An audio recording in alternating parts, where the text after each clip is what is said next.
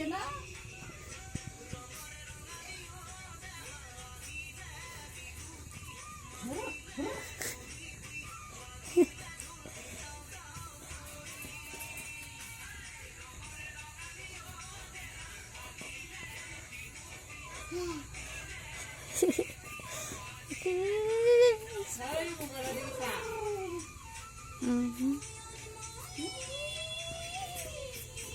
মুখখন কালে নবই দি না মুখখন দেখা মোবাইলত দেখি এফালে বৰ্তা দেখা পাব